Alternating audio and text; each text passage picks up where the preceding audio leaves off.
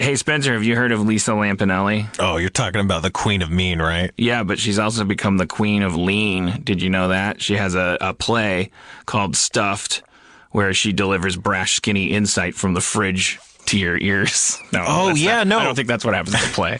I've actually heard reviews for the New York Times that have said Stuffed offers laughs, genuine pain, and even a bit of insight. So, yeah, I know exactly what you're talking about. Why? Is that relevant to anything? Well, Lisa Lampanelli, she's got a lot of street cred, and she's also got a new Feral Audio podcast where she and her co-host Mike Morse talk about health, food, body image, everything else to help you be the best you can be.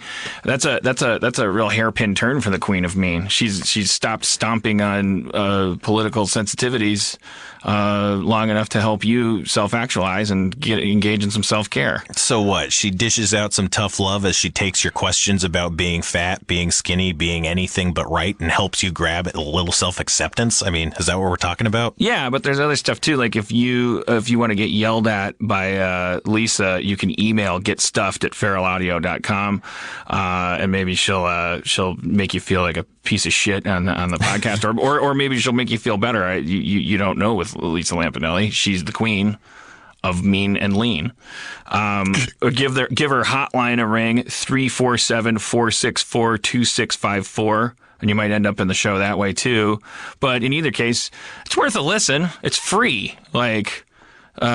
I think it's very interesting that she's like had some transformative nutritional experience that she and now is doing insights, because what's interesting about the idea of Lisa Lampanelli talking about body image and stuff is that we already know that she doesn't give a shit about what your feelings. So and what we probably need to do more of when we're talking about health issues and stuff is actually have some frank conversations. We're a very fat country, very diabetic country, very deluded, vain, self-loathing, shallow country. Like what do we need to do to actually be healthy? I would trust the Queen of Mean turned Queen of Lean to tell me that. Yeah, so make sure you subscribe to Get Stuffed. Get Stuffed. Kick the craving. Subscribe to Get Stuffed on iTunes, Stitcher, feralaudio.com/getstuffed, or wherever you listen to podcasts. Today's episode is brought to you by Last Rampage, the new true crime film starring Robert Patrick, Heather Graham, and Bruce Davison. And we had the pleasure of speaking to someone involved with the movie. Hi, my name is Heather Graham, and I'm playing Dorothy Tyson in the movie The Last Rampage. The Last Rampage is a true story about Gary Tyson and how his sons broke him out of prison, and it's a very dark story, and Gary Tyson is not a good guy. I play his wife, and I'm super loyal and devoted to him, even though he's pretty much the worst person in the world. One thing I think is interesting about the movie is a lot of these movies, they tell a story about like, oh, this rebellious guy who was this cool gunslinger and, he did these wrong things, but he did it for the right reason. And I think this story sort of turns that story on its head, because at first you think he's a cool guy, but then you're like, no, this guy is just like a selfish, self-centered, narcissistic jerk. I like stories about real people. I think sometimes real life is stranger than fiction. Some of the stuff that happens, you just go, I can't believe this is real, but it's real. And then if you do more research, it's even stranger than the stuff they put in the script. It's just like, sometimes real life is stranger than fiction. Don't miss Last Rampage, the true story of the prison break of Gary Tyson. In theaters and available on iTunes and all on-demand platforms today.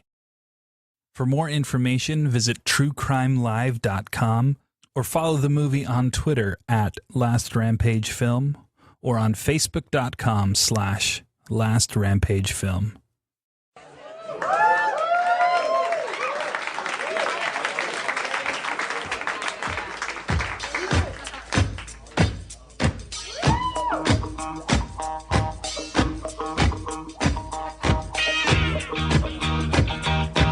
Hear ye, hear ye. Harmontown is now officially in session. Welcome, everybody, to the Nerd Melt Theater in Hollywood, California. Thank you for joining us in podcast land. Won't you please join me in exalting the mayor of Harmontown, Mr. Dan Harmon.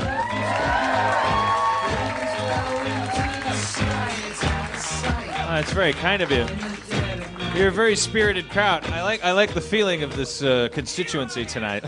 You're good people. I walked the line tonight, figuratively and literally, talking to you. Tonight, I don't want to get on a lot of tangents tonight. It's not a thing that we like to do here. I try. I make it a goal to be direct and to the point. Yeah, so I want to. Focus is the hallmark of Harmontown. It's. Focus is job one. We make focus at Harmontown the way they make chocolate things in the Keebler Valley. And by the way, Dan, you know what? They lived in a tree. Dan, don't plug other products right now. I forgot to mention tonight's show brought to you by Nike. You know what? Slight change in tactic. Okay, bear with us. Okay, we're not caving. Tonight's show is brought to you by Nike. Right? Yeah, Nike. Yeah. Mm-hmm. Here's what we figured out. Nike doesn't want anything to do with us. So, also, fuck Adidas. Yeah. Nike. Adidas had what, 3 weeks, 4 weeks? Yeah, they lived high on the hog. Adidas was a collateral benefit of our anti-Nike campaign, our hostage campaign to get Nike to pay us to stop advertising Adidas. We're refining our technique as we go. We're not, Al-Qaeda didn't perfect things in a day. Certainly not. No, it took them like 25, 30 years. They probably, the first thing they blew up, you don't even know what it was. It was probably a rock. They blew it up, though. They moved along. They blew up a car next. But Dan, do you know that the official shoe of Al-Qaeda is the Nike Mercurial soccer cleat? Interesting. Tell me more. Fusing explosive speed with eye-catching style, the Nike Mercurial Vapor 8 gives the fastest Al-Qaeda members the lethal edge. Interesting, Nike. Care to pony up, you fucking stingy cocksuckers? No. We like them now. We like them. We just happen to mention Al-Qaeda like it's mustard. Right. And we're proudly brought to you by Nike also, until such time as they choose to pay up. Also, if anybody from Puma is listening, you're next, motherfuckers. Yeah. Take it easy. It's the new advertising world, new paradigm. The Nike Mercurial soccer cleat. I walked the line tonight. I did a new thing. Usually we get questions. You've heard, if you're listening in podcast world or you're out here, you know how that goes. Did you walk the line in the Johnny Cash sense, or you literally? That's what I'm saying. I did it figuratively and literally. I definitely walked the line between sobriety and drunkenness. And I also walked the actual physical line in the comic book shop, and met a lot of people.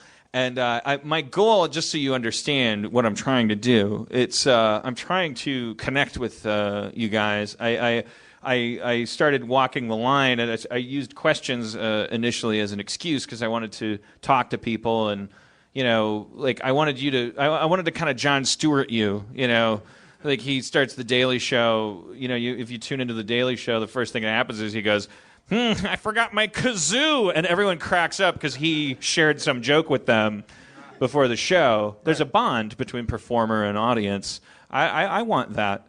Do you feel that you achieved that tonight? No, I think that what happens is I put people off still. But I'm gonna keep. I'm gonna keep doing it. I saw you. You're walking around with a vodka in your hand and a mayoral sash on. Yeah. So I was asking people like, how's it going? And people shrink away.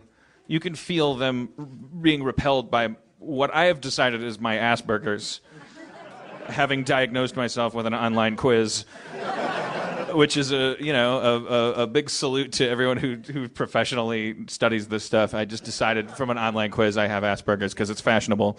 But I feel like I'm an off-putting. Was any? But just lightly applaud. I swear I won't even look. I won't look. Just lightly applaud if you were put off by me in line tonight. Oh, okay. 2 people. All right, who was that? Who was it? You said Auntie. Oh, is that your friend? Jennifer, were you just comedically clapping, or were you really put off by me? I was surprised. You were surprised that I was out there like a. I'm usually here, but I looked to the left and you were there. I wasn't ready. It scared you, right? Because it's weird. Yeah, you read about me getting fired on a blog, and then I'm next to you like, "Did you have a good time tonight?" All right. Well, that doesn't count. That's just you being fascinated by my majesty. You were saying that you were just on a trip to San Francisco, and you said everywhere you went that people were. I did. Recognizing Thank you. you for calling me out on that, Jeff. That wasn't a private conversation at all. Yes, in point of fact, I went to San Francisco. What do you mean private conversation? You put a Sharpie in your butt in the last show. They don't know that. It isn't broadcast yet. Yes. Okay. This is a very strange, fascinating, magical, and I know fleeting time from it. It's very, very odd. I'm not an actor or anything, an athlete or anything.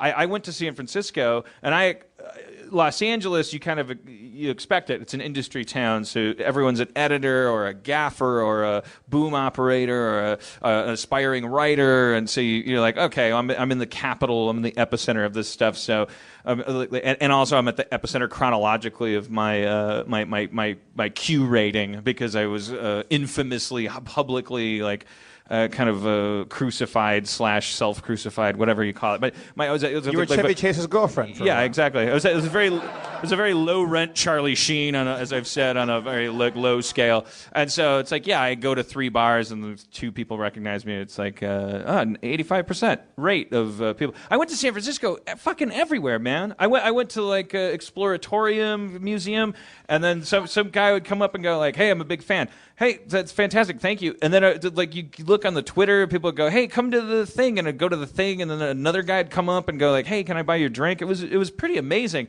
And anywhere that I didn't go, that if I went to a place where somebody didn't explicitly come up to me and say, "Hey, thank you, I love what you did," I would read on Twitter later, some guy would go, "Holy shit, Dan Harmon just bought an ice cream cone here." It was really 100%. I don't know what it matters nothing. The only thing that's going to happen is it's going to stop in a month, and I don't know what'll I do. I'll hang myself while I'm jerking off. I don't know. Do you enjoy that experience of being recognized? I certainly have no problem with it. If you see me in public and you are thinking for a second about whether or not you should bound up to me and rub my head and say I love you, go for it. I suffer no illusions about I'm going to be 50 muttering into a drink that used to happen. Go double rub my head. Do me a big favor, that's no problem. The big question is though, is it changing my brain chemistry? Do I want it to happen, or do I care if it stops? That I don't know about. I don't know. I like to think that I'm a pretty sensible guy. That's just it's an oddity. It's something and then this is the least charismatic thing anyone could ever talk about. I'm done. I'm finished. I'm out. That's the whole thing. I'll talk about it sometime when I'm a little more sober. Wait, have you been drinking today, Dan? No. Because if I find out that you have been drinking with me all day long, I'll be very disappointed. All right, we got on a little bit of a tangent. What were we talking about? You were talking about making her uncomfortable. Oh, well, yeah, but I really didn't. I just amazed you. Right. I was like, holy shit, it's Batman. Okay. Nobody clapped. So I didn't put anybody off. But I feel I have a lot of social anxiety. So just so you know, I go down the line. What I'm trying to do is because I don't believe in therapy, so I'm going down the line and I'm actually experimenting with human contact. I'm not talking down to you guys or doing some kind of gimmicky thing. I'm actually trying to. You're the only people that I meet outside of the 3 friends that I have. This is a weekly thing that we do now. So. Don't abuse it or anything. But you're closer to NT than he's number 8 in your friend. Yeah. NT. I know NT more than I know my uncles. Certainly, if NT was gonna get hit by a car and the only way to save him was to shove my uncle and without hesitation. What a hero. Yeah, especially if I could shove NT into one of my daughters just to prove that I was a white liberal. Fuck her, NT. Fuck her. NT's black, so just for podcast land. NT is. Those listening at home, stop your stopwatches. That's the first race mentioned tonight. We got to race. We made it to race. Yeah, but Dan, that's 30 or 40 seconds later than normal. You're getting there. In 4 years, we might do a whole show where you don't mention race. I think that day our souls will die a little bit. I think I was born. I'm starting to realize I was sent here to Earth to obsess about race and racism. Speaking of which, Steve Harvey is hosting Family Feud now? For a long time. Okay, well, For quite some time, I believe. I was in a hotel room, so this is the first I've heard of it. Erin has some weird OCD neurosis where she can't get dressed in a hotel room unless the television is on, and so like it's only in a hotel room with Erin that I'm actually like subjected to normal television signals. That's the only time I watch Sports Center for some reason. It's in a hotel. Like, I'll find out what NASCAR is doing. Yeah, so she's got to put on her skirt and her shirts or whatever you call them. Skirt and shirts. Yeah. And so we're watching Family Feud. That's it, Steve Harvey. Whatever. I'm disappointed in you. You know, aim higher, Steve. I don't even know you that well, but how did he let you down? Well, by being on Family Feud. Because I just noticed that this show is a celebration of mediocrity. Like beyond any. Like really, no one can argue with that. That's they literally. They in front of your family, they stand you up and they ask you what you think normal people said when they said something. What makes Miss Piggy different from a real pig? And the person that slams the buzzer down first and goes, "She has hair." They win if the most people think like them. They win. And the person who has the slightest fucking potential to not connect dots that are right next to each other, and just on the off chance Picasso wandered in with his family to Family Feud, he's going to be burnt at the fucking stake on this show. That's what it's about. Because you will be labeled as the reason you let your family down. You think differently. You're an asshole. You're a psycho. Name. So what do you think everyone said when they eat a brownie? Yummy. You win. What were you gonna say, asshole? Flour. Fuck you. Get out of here. Who the fuck are you? What the fuck's with you? Do you have fungus in your brain? Get away. It's like on the playground. It's like terrible. Family Feud. Family Feud. The title, I think that's a beautiful idea. Pit families against each other for sure. Yeah. Make it tribal and go. Okay, what makes the Harmons different from the Johnsons? You know, the Harmons rule. You know, why do we rule? I don't know. Because we I don't know. We have our own language. You know, like we should win if we're able to communicate with each other better and we're weirder. I don't know how to design that game. It's not my job to make game shows. I just know that Family Feud is definitely a celebration. What's your beef with Steve Harvey, though? Well, he's participating. What are you talking about? What's my beef with anybody that hosts that show? The last guy killed himself, didn't he? Why do you think? Because he was. I'm sure if there was a note, I'm sure it was like, I'm tired of being a cog in a human grinder. I can't take it. Like the karmic energy has come back from out from my asshole and into my mouth, and it's like I'm poltergeisting myself. I want to die. Wait, Richard Dawson killed himself? No, the guy that replaced him. Richard Dawson just died of grief, I'm sure. Who? Rick Holmes?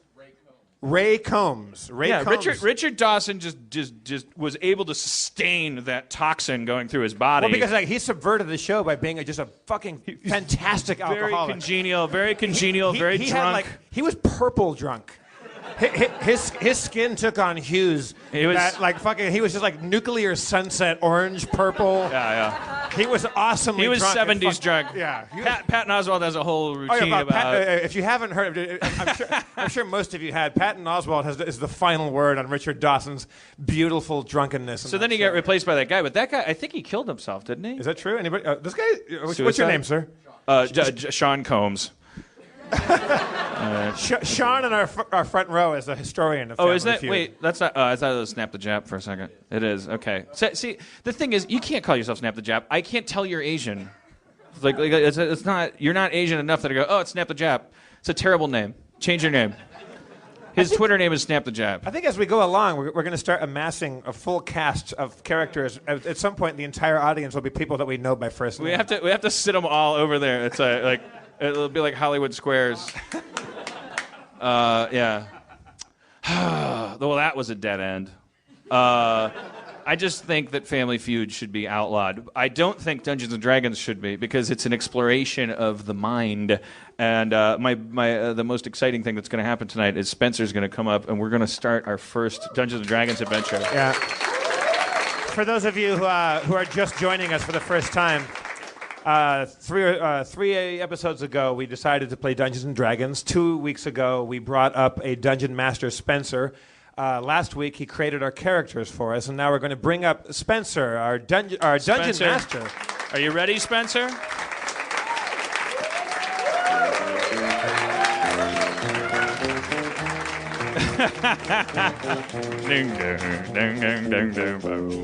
Does this thing work? Yeah. Yeah. You want me over there? Yeah. Are you comfortable you need a tabletop, right? Yeah, to roll dice on and such. Yeah. Why don't we talk to him up here for a second, and then we'll send him off to the cornfield. Well, first I want Spencer and the audience to understand that anything that goes wrong tonight, because I don't think this has ever been attempted, a live Dungeons and Dragonsing on a podcast. There might be a very good reason for that. If that turns out to be the case, it's all the heat's on me, man. This is not Spencer's a stand-up guy. He volunteered, shot his hand up when we asked if there's a dungeon master in the audience. He has leapt to this duty. If this goes wrong, it's not because there's anything wrong with Spencer. I just want to make sure that's clear because I'm sure we all become dungeon masters because we don't want something to be wrong with us that we deeply fear is. So I don't want to push you further into psychosis. The dungeons truly hide my hurts and pains. All right. I'm back in high school already.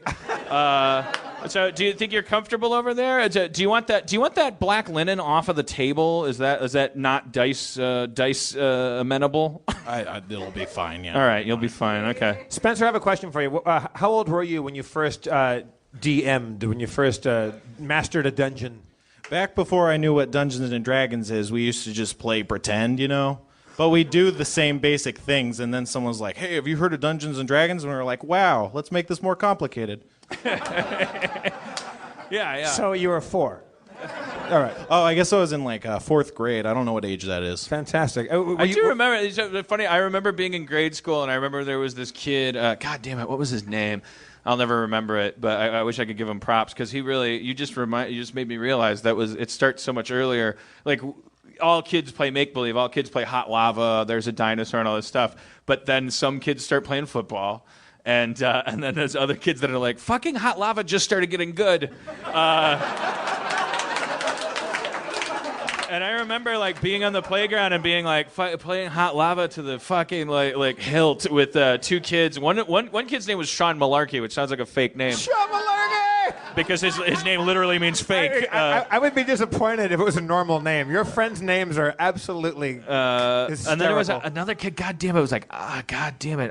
It's like it was. I think he was Armenian. It was like Fuznik ass patch. It doesn't matter, but I only want to think of it because I like to think that he'd wander into it and get props for it. But he was the fucking best. He would play. It was a form of hot lava called just Jaws because Jaws was popular. So like there were sharks everywhere, and he would tell us where we were safe from the shark water and where the sharks were and stuff. And we would just like the 30-minute recess would just like evaporate instantly. It's like you couldn't believe it. Like I just and pulling yourself away from this world where anything was possible, and you're acting out these adventures, and then you have to go trudge back to math class and all this stuff. It's like, what a bummer. I'm gonna go kill myself. But yeah, I never made that correlation. Actually, that's the beginning of Dungeons and Dragons. It's like you hang out with your friends and you're improvising storytelling out on the playground. Hey guys, it's Spencer. I'm here to issue a formal apology and talk to you about MeUndies. You see, recently we were in Oklahoma for a show, and at the end of the show, Dan took all his clothes off, ran around like a fool trying to get attention. It was a lot of fun. Everyone loved it.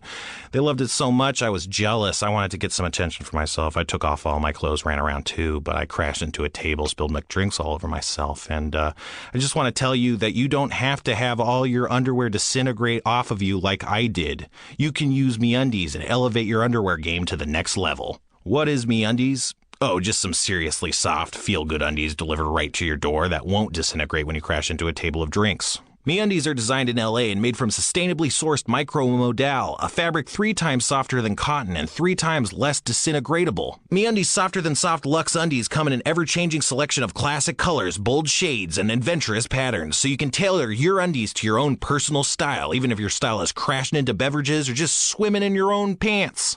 And guess what? You can save time and money each month with a monthly subscription, and you save a lot of money by not getting arrested for public indecency. And if you're not ready for a subscription, that's okay. You can still save because MeUndies is offering you 20% off your first pair. Just use our special URL, MeUndies.com/Harmontown, and get 20% off your first pair. So go ahead, flood-proof your underwear drawer. You deserve it. Once again, that's MeUndies.com/Harmontown, MeUndies.com/Harmontown. That's MeUndies.com/Harmontown. Ground. All right, so Spencer, how do we kick this off? How do we begin I think a he's campaign? probably got some setup to do, some physical Because Dan has played this before back in the olden days. I've never played this before, really. So you're going to have to walk me through it, but also our audience and our listening audience through it. All right, so basically, we're going to be telling a story, and I'm going to be kind of like making the set and coming up with the non-player characters. And you guys are going to be acting the parts of your player characters, which are Sharpie Butts-a-lot and Quark. So basically how it'll go down is you'll say you want to do something, and then you'll roll a dice, or I'll roll it for you on the table since can I'm roll over it here. for us. All right, well, there you go. And then I'll tell you if you screwed up or whatever. Yeah. It's just basically he's telling us a story, but we decide what we do in the story, and then to simulate the chaos that is life, he rolls dice and has charts and stuff that he uses at his discretion. So he'll be asking you what you're going to do next. You can do anything you want. Let's get it on. Everybody, Spencer. All right. The beginning of our campaign. Do campaigns have names? Do what? Do campaigns have names? Is there a title for our campaign? I'm pretty sure sometimes they do. I didn't name this. I thought it was just I don't know, just anything. We used to have modules when you buy them in the store. They have titles, obviously. But we'll let Spencer set up. I can fill the time of him setting up. I always forget to tell this story. Schraub's not here tonight. He came up. He told a story about cleaning his butthole. That will not soon be forgotten. But because that was so exciting, I forgot to tell my favorite Schraub story, which is when I was on the set of Heat Vision and Jack with him, which we co-created. So we're on the set of this thing. This is pre 9/11. The sun is different. There's no moon. Nothing that you kids are familiar with is. We were standing on a set of a Jack Black motorcycle show, and that we wrote, and it says that Jack drives a motorcycle through a wall, so they're making a wall that someone can drive through, and we're like, holy shit, we're gonna get in trouble.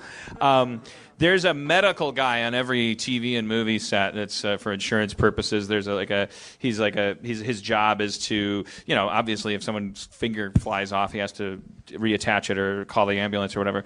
But because that rarely happens on a good set, the medical guy tends to hand out emergency vitamin C powder and kind of just shoot the shit with people, and it kind of centers around a medical thing. So this guy, the medical guy on the set of Heat Vision and Jack, was talking to me and Schraub about Diet Coke, because Rob was headlong into a serious Diet Coke addiction, and he's like, yeah, man, I really got to stop drinking so much Diet Coke. I got to stop. And the medical guy said.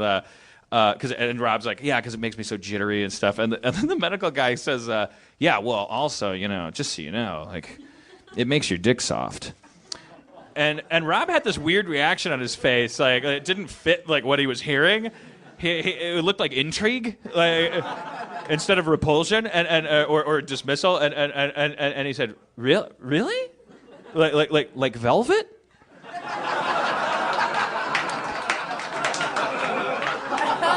And I was like, no, Rob, no, it makes it not erect. And Rob goes, oh no, I thought he meant if you pour it over it,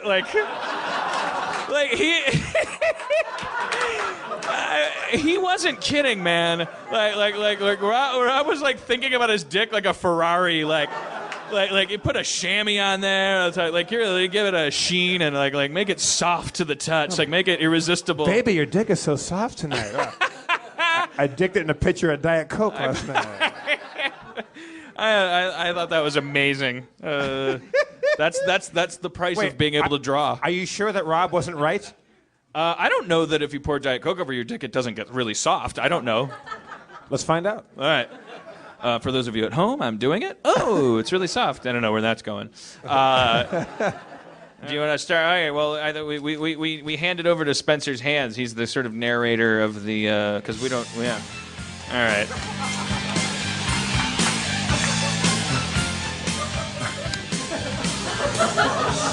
All right. Sharpie Butts-a-Lot and Cork are on the road to a treasure vault known as the Trove. A local sage named Daravon has asked you to investigate the Trove as a result of recent scrying, having heard from beyond that a fragment of greatness is about to be revealed in this world.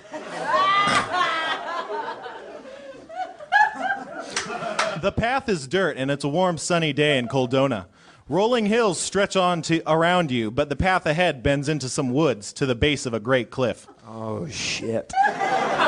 Yeah, you like see already. No, it's fucking Spencer, everybody. Right now. Come on. Yeah, in an ideal universe, he's Jimmy Page. Like he gets applause for his GM solo. No, I have a partial right now. All right, so we're on a path and it's heading into a Yeah, you're on path to go into the woods unless you guys want to like stop or something. Well, all right. Can I ask a question? Yeah, go for it. Any questions? How do we know each other? All right, you guys are friends. You met on a mission to the Howling Mine, and you became friends, and you adventured together, and you found out that you're better, and you can get paid more if you work together as a team. Oh, we were kind of met as rivals, like a kind of Indiana Jones and Belloc. Yeah, exactly. Yeah. All right. And then we. And what's if your you guys want to subscribe to the prequel someday, what's your racing? I'm a human wizard. All right. He casts spells, and he has like a hawk All familiar. right. I have a hawk. I guess as a gnome barbarian, I'm a pretty whimsical kind of. I'm an emotional guy. Yeah, for sure. I go into flights of fancy. Before I go into this wood, I'd probably stop and ask this human magic user wizard what he thinks is best. I mean, well, I would say Sharpie Butts-a-Lot. What do you think? I would say that because I have a hawk familiar, and you tell me, Spencer, what's allowed with these familiars. I would say, is this like a Beastmaster situation? Can I send the hawk up to get like a literal bird's eye view? You can't like read his mind, but when he comes back, you can like look at him and know what he's seen. You know?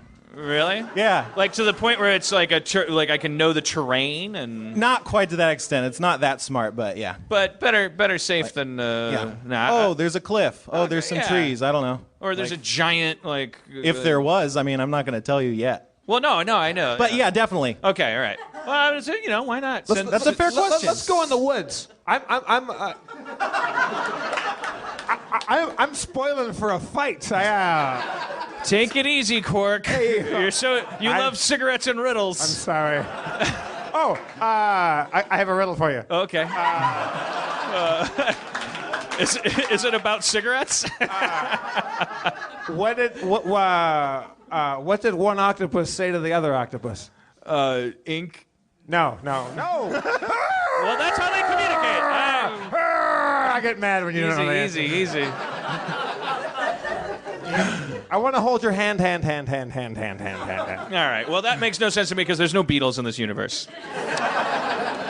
To my knowledge. No one's going to get jiggy with anything. You know what? If we didn't have so much success in the Calderon mines, or whatever the fuck. What did we learn, Quark? We learned to work together. Yeah. All right. So, look, an ounce of prevention, ... Right. I'm going to send my hawk up. What's my hawk's name? Avenger. He's got a cooler name than I do. The audience didn't pick it. No. I'm going to send my Hacky Hawk's name up into the ether and see what he if he comes down, see if he has any alarms about what he sees ahead of us. You're too cautious. You're too cautious. Quark, listen. My caution, as you know, has sometimes saved our necks. The hawk returns. All right. You catch him on your arm. Avenger, what see you?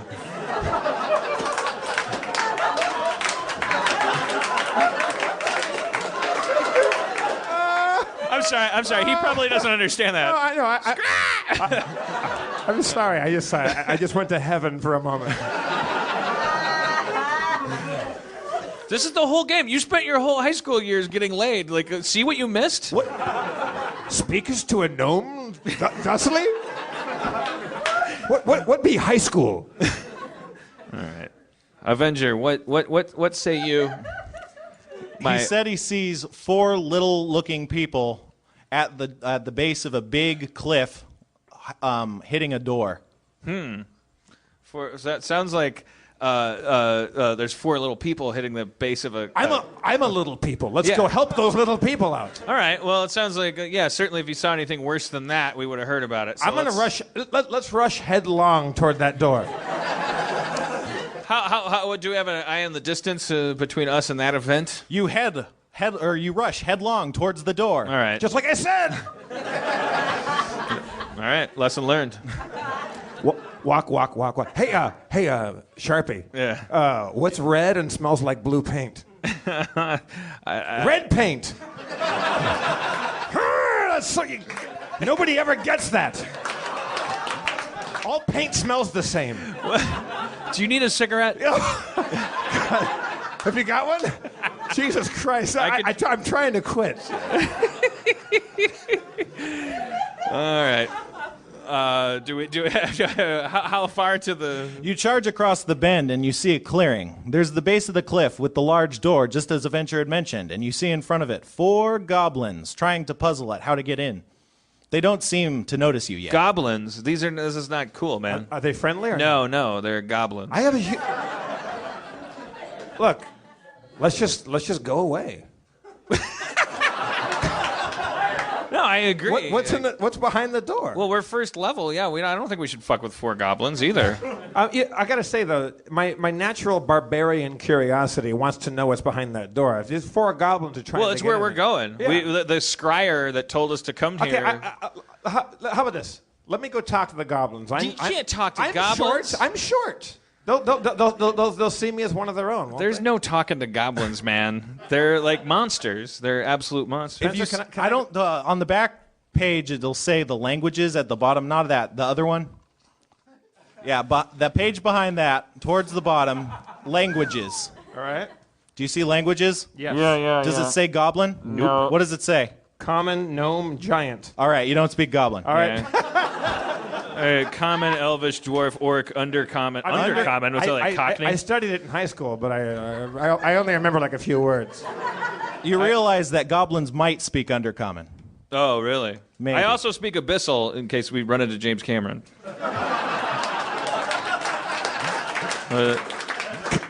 Can you, if you speak So can as background, as a guy in this world, I would know this. I'm just asking you a common knowledge question. Are goblins ever anything other than thuggish bastards? Like, is there any point in ever talking to them, or?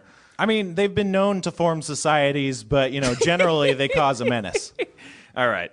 Well, look, I say... I'm a +1 attacking goblinoids. What's a goblinoid? That's a goblin or goblinoids. Let's fuck them up, man. Huh? Let's just do it. Let's fuck them up. Let's go fuck these goblins up. All right. Right? Audience? Yeah, okay. All right. I feel the gods urging us on. So here's the thing. Wait, don't do it yet. Don't do it yet. No. I have a crossbow. I'm good with a crossbow. Yeah, so they still haven't noticed take you. one out before you fly into a rage. All right. So I want to fire my crossbow at one of them. You aren't the best shot, but let's try it. Sharpie. You fire a bolt loose from your crossbow. It whizzes past a goblin and thunks in the cliff side. Son of a bitch. Now they know we're here. Now they know they're here. This is time for my catchphrase, which is Oh, sorry. You'll hear it a lot. Okay, well, fly into a rage right, and now take it's him out. Jeff's turn. I'm going to go study magic. I mean, Spencer, what are my chances of taking on 4 goblins on my own? You can run up to one and hit it. Let's do it. Let's fucking light this fucking firecracker and see what happens. Launching yourself at the goblin, you draw your sword and in a clean slash at him. He rolls the dice. You hit the goblin. Fuck yeah! Never had a lesson. He is cleft in twain. Sorry, what happened? He is cleft in twain. Cleft in twain. His 2 halves fall bloodily to the floor. All right. I think Ray of Frost sounds pretty aggressive. Yeah, for sure. I would like to cast Ray of Frost. With a magical gesture of your hand, a ray of frost fires forth towards a goblin. You hit the goblin. And he freezes and falls and shatters into pieces. Whoa! Yeah. yeah, if you would have hit that first one with a crossbow, we'd only have 1 dude left. I'm practicing. It's my B plan. Crossbow. All right, it's the goblin's turn. Could use a cigarette right now. God damn it. Goblin's turn. Wait, sorry, it's my turn? No, it's the goblin's turn. They whirl around and notice that 2 of their brethren lie slain on the floor. They scatter like ants.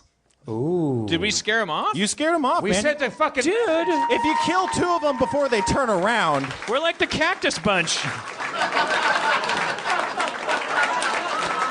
Dan and Jeff are hugging everybody. Right. It's a tender moment. What? Spencer, I say if you'd be willing, will you stay put, like kind of like the Paul Schaefer to a very nerdy Tonight Show, or whatever David Letterman hosts, and because we may need to come back to this because it's already working. Let's just talk about our buttholes gather for your thoughts. Yeah, because we're at the door and we sent these goblins are running, right? So Yeah, that's the case. So a little bit of a nice little Breaking Bad, Some downtime. AMC commercial break for our Dungeons and Dragons adventure. We just created what I can only be described as podcast history. Just Yeah, now. no, it's podcast dynamite. Are you kidding? It's like, if Garrison Keillor knew how to do this shit, he would have done it. Speaking of goblins, holy shit, think of this segue. This is what I wanted to share with people. Halloween is quickly approaching. Now, here's the thing. We decided we're all dressing as Jareth from Labyrinth for Halloween. Yeah. I'm sorry I burped while telling you that. Yeah, we were watching Erin McGathy, Dan's girlfriend, made us watch Labyrinth, which was you could say it's your favorite movie, right? Or among your favorite movies. My favorite movie as a kid. Your favorite movie growing up.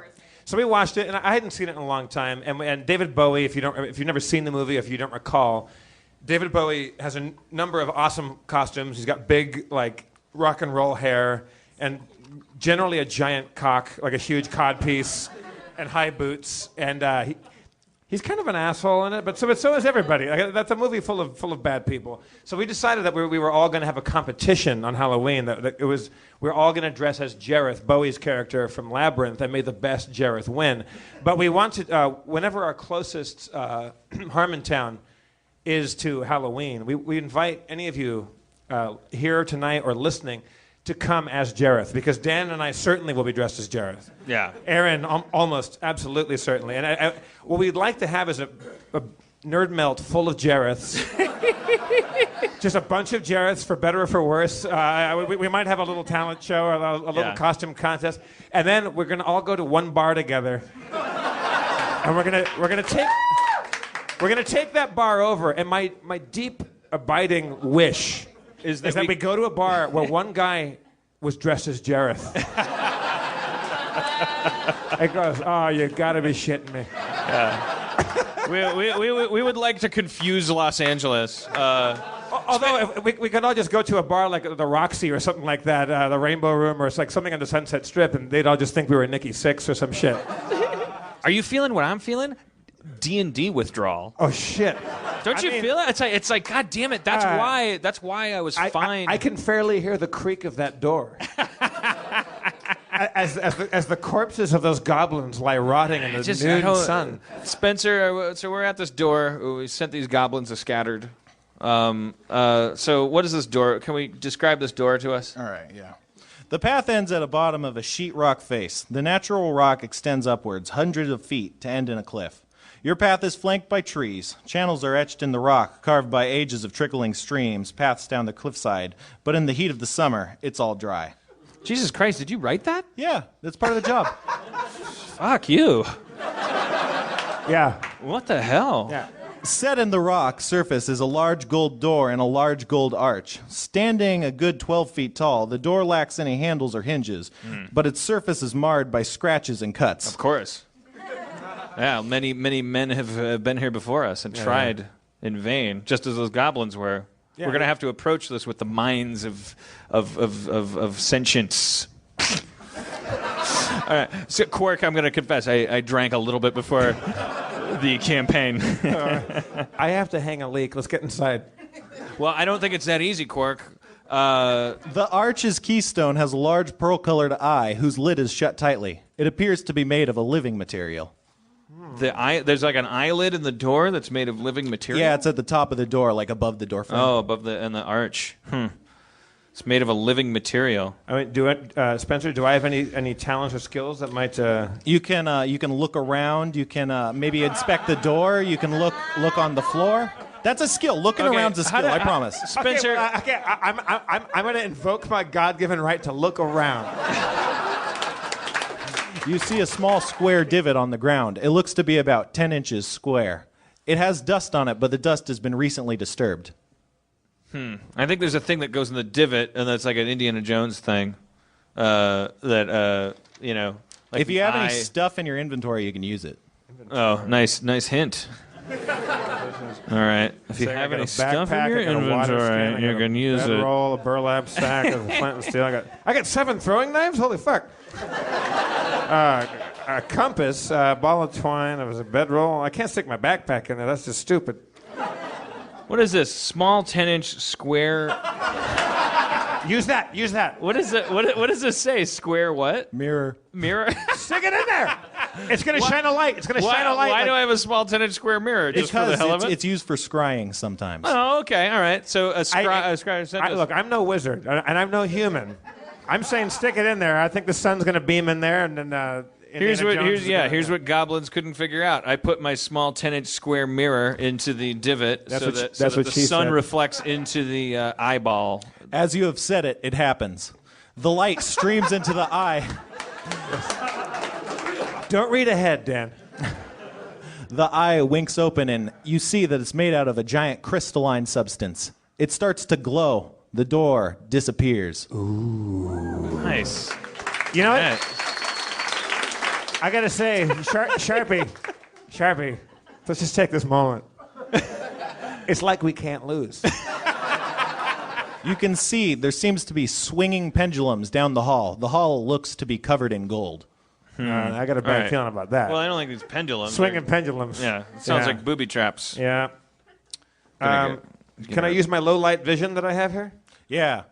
You can make out charred skeletons on the ground. Charred skeletons. Okay, this seems like a fucking... Seems like a pendulum-driven torch trap. I'm making it up. All right, so how do we proceed here? Well, you're tiny. Maybe if you just run ahead. It's a bad pitch, but I would like to cast detect magic. All right, you detect magic. Dan, we would all like to cast detect magic. It's a spell that I know, all right, asshole. Let's fucking do it. You detect strong magical auras coming from the eye that seems to be glowing and coming from inside the dungeon. All right. Well, okay. No big surprise there. Burnt that up. All right. Look, we got pendulums and we got charred skeletons. I've got small size, man. I can wheedle my way through. Just crawl in there. All right, I'm gonna try to crawl through there. You enter the room. It's actually a large hallway. It goes down about 60 feet, and it's interspersed by golden pendulums that swing back and forth. Are they sharp and scary? They aren't sharp and scary, but their pendulums hold crystal lenses that seem to be focusing a white beam that's shooting from the eye in the doorframe down the hallway. As Are you thinking what I'm thinking? Tomb Raider. No, what are you thinking, Quark? I'm not thinking anything. As the pendulums swing, you notice that they break the white beam of light and reflect it across the room. It seems dangerous. But down the hall, the white light is attempting to melt through a door. Let's stop those pendulums. How do we do it? I don't know. I'm so drunk. I got to have you with me in this mission. I thought this would be easier. I got so much paperwork here. I'm really starting to regret my choice to be an adventurer. So my dad wanted me to make chairs. I'm making that up about my character. So I should have made chairs? So how do we attempt this? Can we just go up and physically stop these pendulums from moving? You can definitely try, yeah. Let's try that shit. I want to go up and stop one of these pendulums. All right, you walk up to a pendulum and attempt to stop it. Let's roll. All right. Oh, shit. You grab onto it, but you can't stop it. It starts to swing. Do you let go? You think your fingers might get smashed if you don't let go. I'll let go. All right. You let go. The pendulum is still swinging freely. You haven't seemed to stop it. Maybe something in the room can stop it. Let's look around. Yeah. Oh, well, look around. Look around. Look around. God damn it. All right. Well, you don't see anything, I'm afraid, but Sharpie spies that a square on the floor looks a different color of gold than the rest of the floor. All right. Well, then I said I put the mirror in the square. It's not a divot. You can put the mirror on the square. Yeah, I put the mirror in the square. All right. You put the mirror on the square. It is sitting on the floor.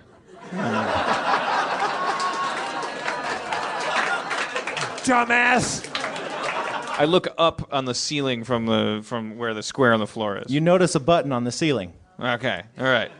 How high is it? Can I reach it? You might be able to boost Quark on your shoulders, and he can reach it. All right. Don't you even fucking think about it. Remember what happened on the Calderon mines? Just please, can you once stop riddling and... I still have a scar on my head. Get on my shoulders and press the button. You son of a bitch. We'll edit out the parts where we couldn't figure this out for a long time. All right. And we're going to seem like gods. Wait, Sharpie. Let me get in your shoulders. All right. Sure. Quark gets on Sharpie's shoulders if it's possible. It is possible. The button is pushed. The first pendulum grinds to a halt. Are there any more buttons? Well, there's probably two more, right? Do you look on the ceiling? I did. I look on the ceiling. You see two more buttons down the hallway. Push that shit, motherfucker! All right, you successfully push the buttons. The pendulums grind to the halt. And so easy. I was going to waste a ball of twine on that. Sharpie. You would have caused a huge mess. What did one elevator say to the other elevator? Need a lift? No.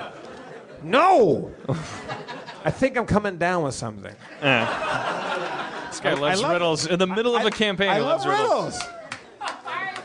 All right, so we press all the buttons and the pendulums all stop.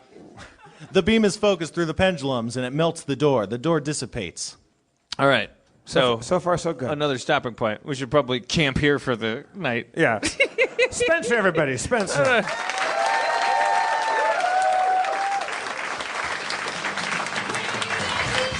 It's our fault. Look, I mean, if it's going to take us 20 minutes to get through a bloody door. Well, that's the thing. It's Dungeons and Dragons. It's not, it's not Die Hard. You know, you're never 90 minutes from John McClane saving the day. That's the appeal of Dungeons and Dragons. I like it. I like that you and I and the audience here, I really can sense they were rapt. Did you notice? I don't want to play into a stereotype, but did you notice that the couple of exasperated sighs and kind of get on with it? So the female voices, like it was like there were something about women. They can sense a waste of time before a man can. they're more. It's a sexist cliche, but they're more intuitive. They just know when something's not worth. But as we get better, we're going to start looking around more, right? No, yeah, we can. First of all, we can set up like a looking around macro. We just hit that button. We look around. We look Control around. F means fucking look around. Well, yeah, you liked it when you cleaved that guy in Twain. It felt good. It felt real good. All right, what else do we talk about? I'm trying to pour a drink. Like comptrol for a change. Can we talk about? Let's see what we got here. I want to talk a moment about Dan Harmon is a writer. Thank you. He's a writer, and yet most of my writer friends are completely incapable of telling an actual joke. Oh, right. Yeah, Dan can't tell a joke. You would think that that's an easy thing. It's like a joke is simply a quick 3-act play. A guy goes into a bar, the guy says this, and the punchline is it's a boom, boom, boom, 3-act play. I'm a terrible joke teller. You're the worst at it, and we tried to coach you on telling a joke. To the point where I swear to God, I've tried to tell the same joke 1,000 times, and I still can't tell it. Because you get caught up in the is it stage fright, or is it the idea? I don't know what it is. It's I don't know what it is. Try to tell the welder's mask joke, because there's a joke. All right. It's called Okay. Do you remember the joke? Yeah. Of course. And don't intentionally. No. I'm not going to fuck it up on purpose. I swear to God, I'm going to try to tell. I think this, and I'm not trying to to tee this too high. I think the welder's mask joke is the finest joke ever written. And it's you have to finesse it. It has to be just right. So here's Dan Harmon trying to tell. Okay. All right. The welder's mask joke. So there's this 8-year-old kid, and he's walking on the side of a road, and he finds a welder's mask. So he puts it on his head, and he flips it down, and he flips it back up, and he flips it down. He's like, it's a welder's mask. It's fun. Fun to have one on. And he's walking down the road, and a pickup truck rolls up alongside him on the road. And the driver says, "Hey kid, do you want a ride from me?" And the kid goes, "Yeah, fine."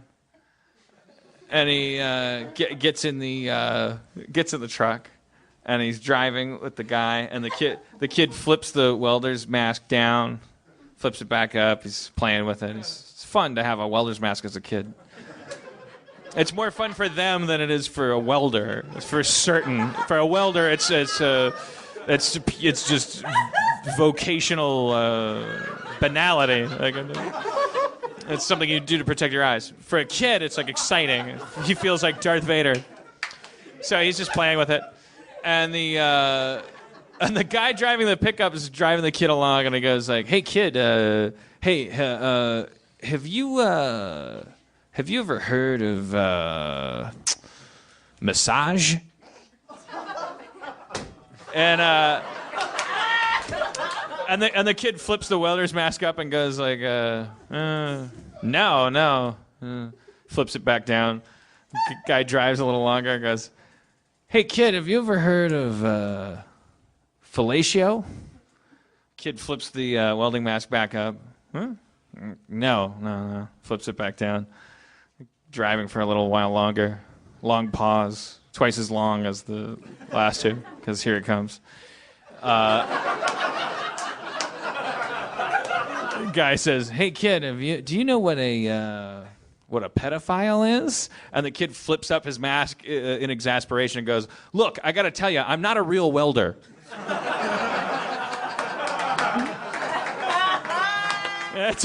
Jeff's giving it up. See, I can't tell that joke right, apparently. Yeah, I don't know. If you tell that joke right, these people erupt into applause.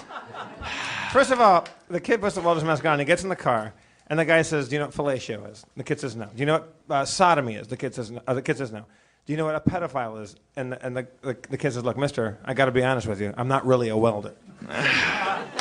Funnier? I don't know. Yeah. More concise. I can't tell jokes. You're right. Do you have another joke? Yeah. The other one I can't. I've never been able to tell correctly is the duck one. I'll tell. Why am I identifying it with you? I'll try to tell it.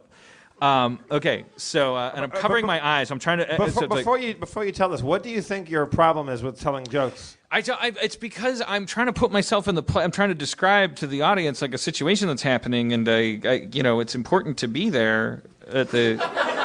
I don't know, but I think it's because jokes are purely semantic. Like there's a semantic like cadence. It's like that has so it's like punnery. It's like it's a deception because it really has nothing to do with the actual scene that's happening, and yet it seems like it is. It seems like a guy's walking into a bar. You need to picture the guy walking into the bar. I always picture the guy walking into the bar.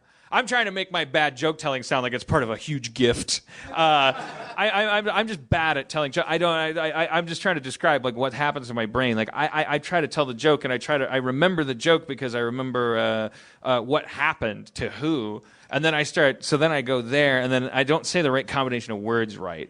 Because like the kid's supposed to say the certain combination of words. It's supposed to land that joke of this Jeffrey Ross fucking tough crowd with Colin Quinn way. Those guys know how to do it, and I can't. I'm stuck in the moment. Like the kids get in the truck, and he could get raped if he's not careful.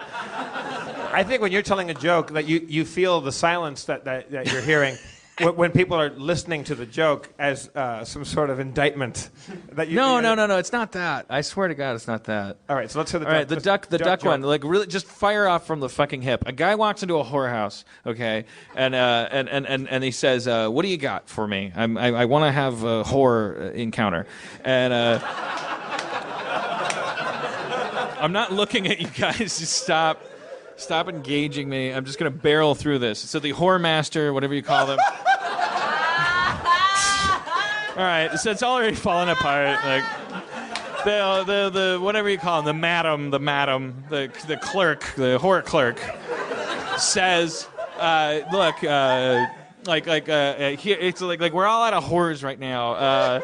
Like they're all busy. We're fresh out of whores. So we are. They're busy. They're busy whoring. Like I tell you. No. I'm sorry. Okay, so he goes like, we're out of like whores are busy and also like the ones that we have they're too expensive and for you just judging from your clothing and the guy goes all I have is forget all that happened just understand that a guy walked into a whorehouse and then the whore person said, like, what do you want? And then this guy said, I have a dollar. Okay, that's what he had. And this is a time when a dollar... this is a different time. Can I have a cigarette? This is a different time in America. You know, like there was a reasonable expectation for a dollar at a whorehouse. So he goes, I have a dollar. And the whore master says, well, we don't have any whores for a dollar here. Times are changing. There's telegraphs going up. This is, I don't know what you came in here expecting, but. So this would be like the mid 1800s. I'll tell you, you certainly can't have a human whore for a dollar. What you can have is this duck, and he pulls a duck out, like from underneath the counter, the whore counter, and says, "Here, you can have a duck for a dollar. You can have this duck." And the guy's like, I came all the way into town. I certainly not gonna go back. I got all psyched up for. I've been talking to this guy for 45 minutes. So he gives the guy the dollar. He takes the duck upstairs. He goes upstairs. He has a great time with the duck. They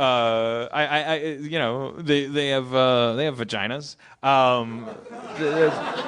I don't know why he has a great time. It doesn't matter. What, Aaron? What? Why is what's the? Dan, you're doing great, honey.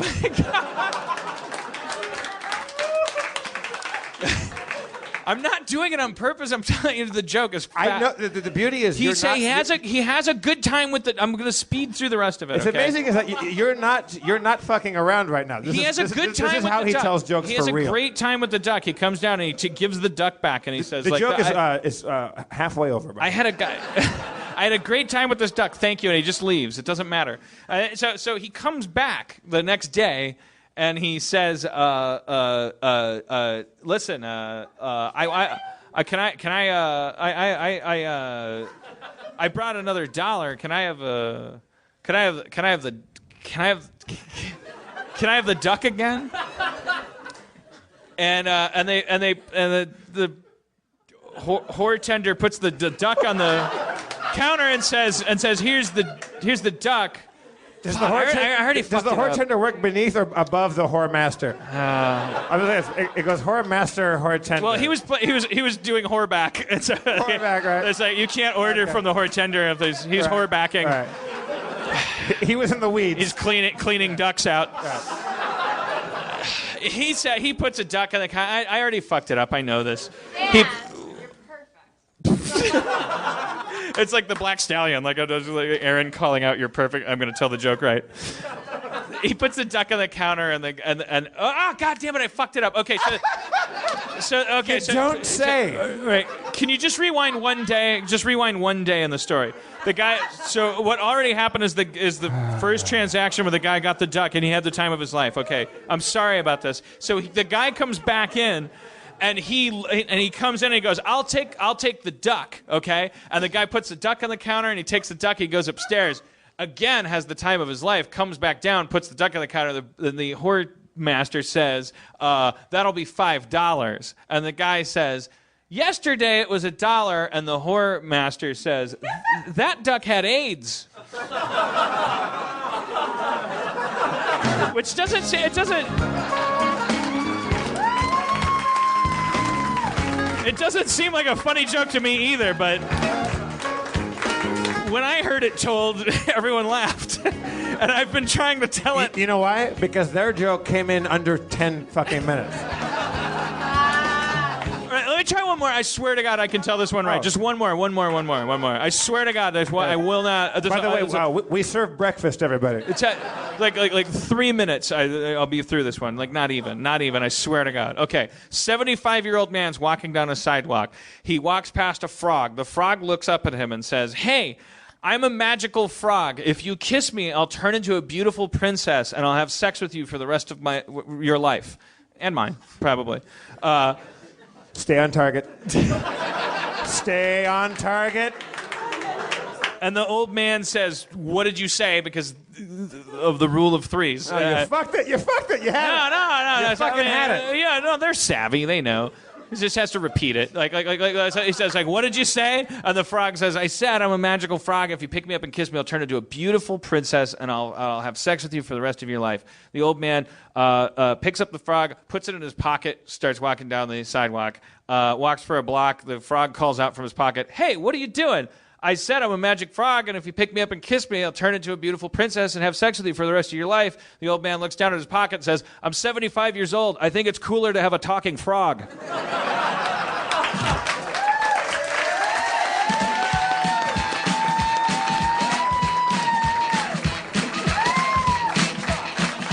The Joke Master. Next stop, Burn Notice. What's that Jeffrey Ross show? The Burn Man. The Burn. Man, that guy's looking weird. Is it like? Does he know? Does he know? Are you about to roast Jeffrey Ross right now? I don't. Can you? Can you roast a roaster? He's starting to look weird, isn't he? He's starting to look like the Vasquez Rock. Like, hey, it's becoming like a Labyrinth character for sure. Speaking of labyrinths, no, we can't, right? No. The women will revolt. It's like you can hear them pop. They're like, "No, get fuck you with your mirrors in your hallways. Don't go back into that dungeon." Well, I feel like that, we have a huge room here, and I'm putting myself in their shoes, watching the two of us drink and flounder around in a hallway. There's probably people that go like, "Oh, fucking look up. There's buttons all over this place." So you want to bring somebody up who's like a little more like maybe they could help us be like a spirit guide. Do we have anybody? Oh shit, we got. All right, God. Oh no, Adam. All right, shit. Get up here. Who else raised their hand over there? Okay, the two of you over there. All right, let's bring these three up, for better or for worse. What are we doing? Stand over in the corner like a Greek chorus. Jeff just uncorked this bottle. For those of you listening in podcast world, the world's best boy band just walked on stage right now. We have Adam on the left in the middle. What's your name, sir? Me? Yeah, in the middle. Doug? Yep. And? Adam, Doug, and Colin, everybody. Yeah. Collectively known as Dreamweaver. Spencer, where were we? When we last left our heroes, they had just broken down Dan the just door. paused. Oh, sorry, Spencer. Dan just paused a moment to Instagram what's going on right now. Let's just take a picture of Dreamweaver. Dreamweaver. All right, Spencer, I'm sorry. So you want me? We keep going? Yeah. Yeah. Wait. We're trucking through that doorway, right? Yeah. You just melted the door. Do you want to look in it? Hell yeah. All right. You look through the door. It's a large room that extends to the north and to the south. In front of you, the white beam continues on. It hits a large crystal red eye, but the eye doesn't seem to be reacting to the white beam. In the room are 3 large pillars, each containing glass objects. In the center is a large prism, and flanked on its sides are 2 large crystal globes. All right, well, this is like obviously like a fruity puzzle. I love riddles. Yeah. So we're going to want that prism, right? Well, it's based. Yeah, it's You know what, Dan? Look, rotate the look, prism. You and I could sit here all day. Why don't we consult Dreamweaver? Dreamweaver, you got any ideas? Doug. First idea is light refraction throughout the room. The crystal eye is the color red. The beam is white. You probably have to turn the beam red through the crystals to hit the eye to get to the next room.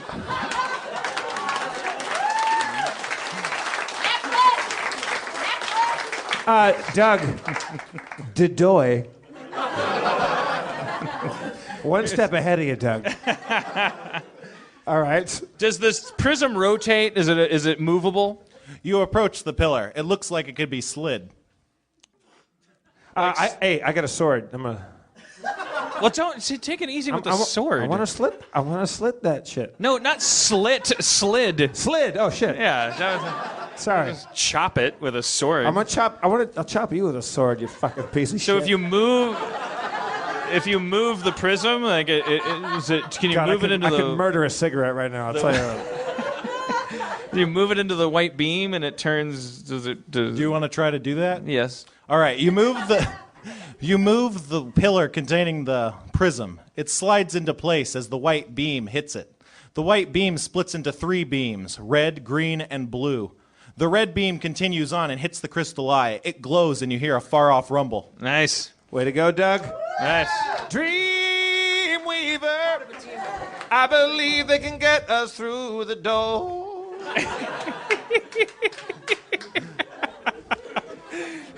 Fucking Dreamweaver, you guys are coming back next week, you know. All right. So we opened another door. There's no door in this room. God damn it! The green and blue beams go north and south. They look like they're hitting the far walls, but they're kind of near those pillars I mentioned earlier. Oh, okay. So we move the pillars into the paths of their corresponding beams, right? All right. Well, do you try to do that? Yes. Yeah. Well, how do you do that? Do you do it like one at a time? What's up? Together. We work in tandem. You take the green one, I'll take the blue one. And I'll be in Scotland before you. All right. You synchronize your watches. You push. We have watches? No. Okay. That's lying. All right. You push the pillars into the beams. You hear a loud humming sound, and you feel a tingling sensation across your body, a pulling on your skin, and then a tug behind your navel, and you feel yourself being teleported. Whoa!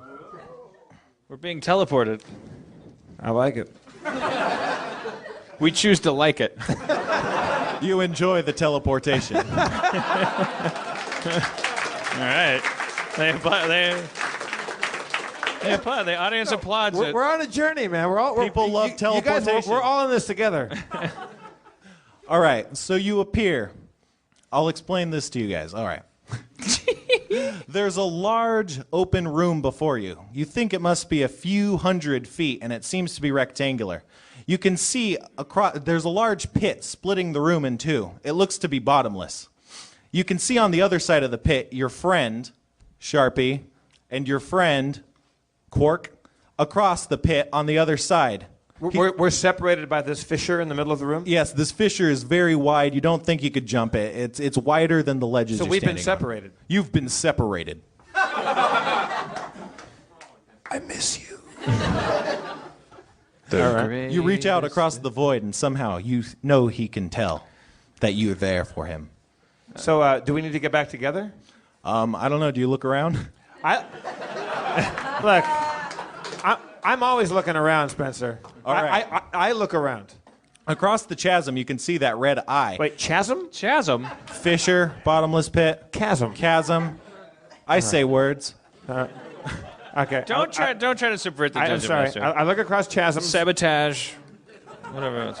I look across the chasm and I see what? You see the beam arcing across the room. It seems to be going down the path, but your path is blocked by a large crystal slab. You notice that the orbs that you are near are glowing and emitting blue and green light in a ray. It's hitting a statue.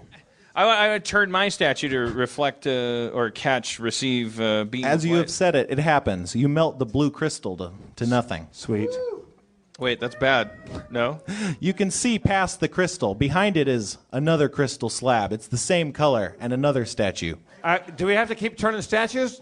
Maybe. I'm going to turn one more statue. All right, you turn the statue.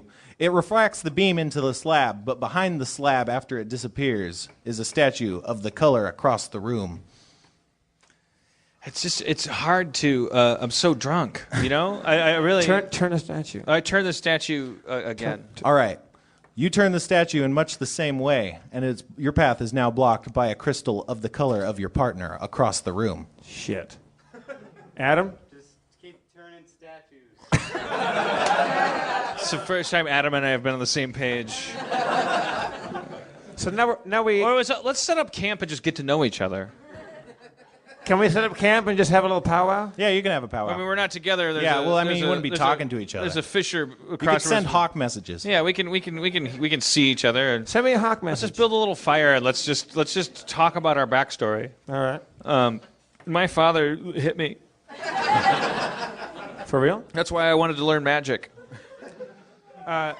Where did you study magic? At the Arcanium. That's very prestigious. Do you have a scholarship or did you? No, that's Were you born rich? No, God no. You're one of those rich wizards. No, You didn't no. fucking earn it. Heavens, no. You didn't earn it. Yeah. You know, anybody could go have get a scholarship to a wizard school. Watch your characteristic temper, Quark. Oh boy, I'm fucking.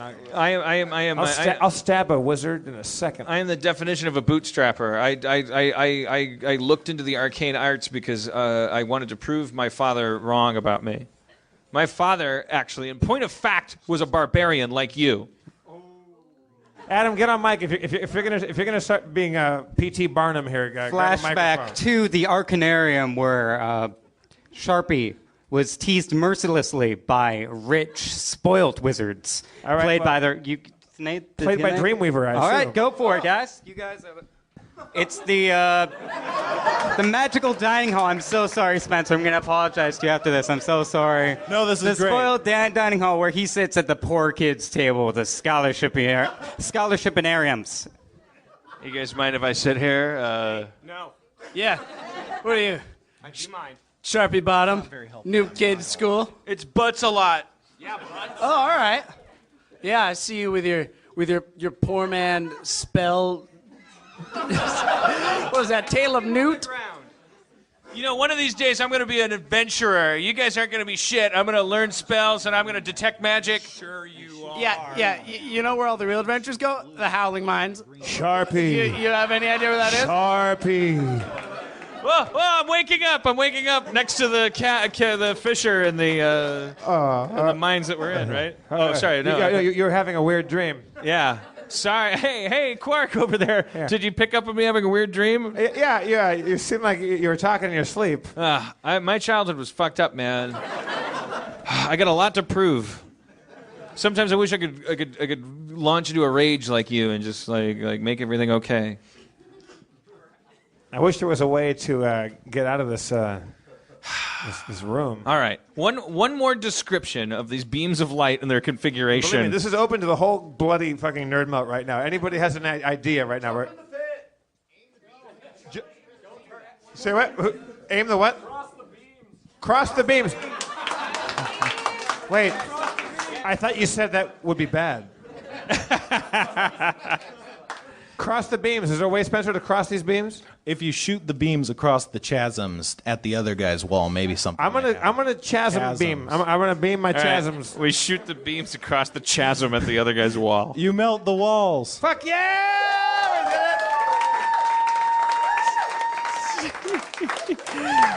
And scene. No. Okay. What do we Let's see? get a little taste of. Yeah. Let's find out what the next threshold is, and then we'll stop Yeah, it there. So we'll take a peek we through. melted the walls. Now My we're- guess, more light beams. More light beams. Maybe. More square mirrors or possibly round mirrors. Where's the door in relation to the two guys in this guy? Because we're still separated from by All a right. Yeah. chasm. You don't see a door yet. However, as the walls dissipate, you can see. Remember that red beam from earlier? How could I forget? The red. Well, he's back. And this time, he means business. All right. You can see that the red beam is hitting a crystal that seems to be blocking it from accessing a large crystal spear that's hanging in the air. Right. All right. Well, that's The red beam that's is being blocked by a blue crystal, a green crystal, and behind that a red crystal. all right. There's your sneak preview of what lies in store. It's All right. So we should stop it right there. You say, right? probably, yeah. It feels like the Yeah. Glendale Galleria at Christmas time. It's just, There's your cliffhanger for next week. yeah. What will the Blu-ray? Will more beams be turned toward other beams? What will reflect the beam? Or more tellas be ported. All right. Well, yeah. Let's hear it for Dreamweaver, everybody. First of all. Dreamweaver, our geek chorus. Our geek chorus.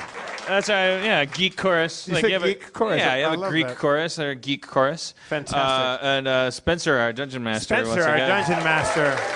All right, so Par excellence. it's 9:55. We started at 8:20ish.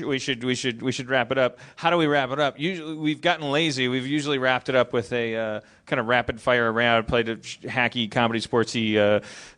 I'll answer questions in 3 words thing. We don't have that lifesaver anymore. No. How do we wrap up tonight? Do you want to do it in song? I mean, I don't know. It's something.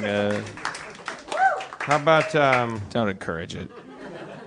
How about Dan? I just want you to follow your heart here. I want you to first of all, before I do this, I want you to think about what happened tonight. Yeah. I want you to think refresh our memory here. There was no theme tonight. We didn't fall back on that. We But- just talked to people. Yeah, we just let it happen. We just reached out. I hope we touched you. You know, we talked about talking to you.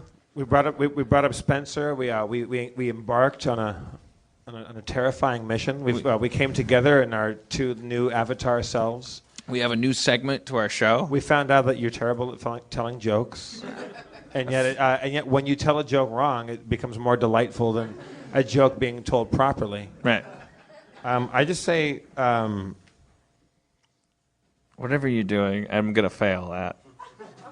So then we're gonna be stuck here for a little longer. there's no question about that. I just say maybe just think about what happened tonight. And, express how you're feeling now in song. Okay.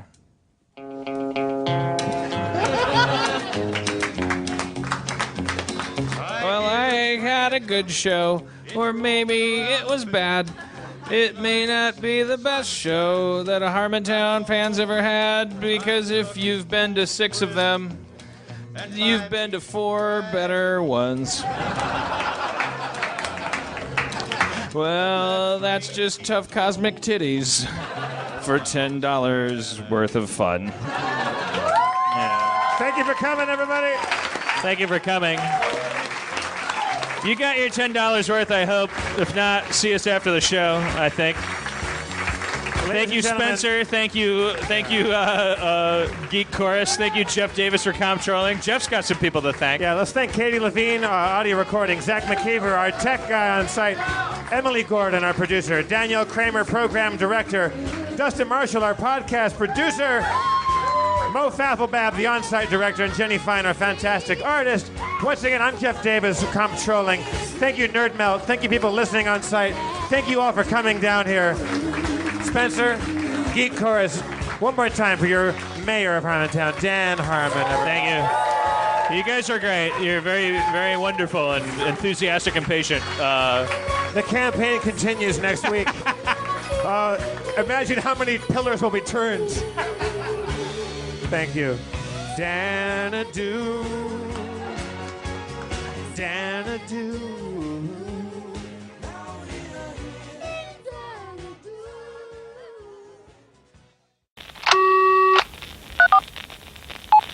I can't believe how cold it is. It's so cold in here. Don't you think you turn your off? Look at me now. You think so? I think it's so rude. As a branch of the United States government.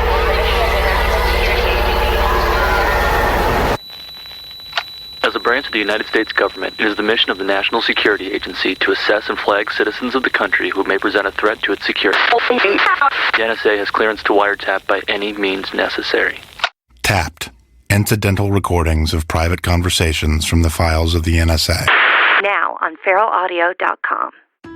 Hello, beautiful. I'm Amy Errett, founder of Madison Reed, a hair color company I named after my daughter. One of the things I value most in life is time. Time to spend with my daughter, time to spend with family, and the time I put into my company that's reinventing the way women color their hair. The busiest, most successful women I know use Madison Reed, the amazing hair color hack. In under an hour and for less than $25, Madison Reed delivers gorgeous, shiny, multi-dimensional, healthy-looking hair with an ammonia-free formula. You'll look like you just came from a salon, but the reality is you have more me time to do what you love. Things get busy. Let us take care of you and your hair. Find your perfect shade at madison-reed.com and get 10% off plus free shipping on your first color kit. Use code NEW. That's code NEW. Try it. Love it. That's the beauty of Madison Reed.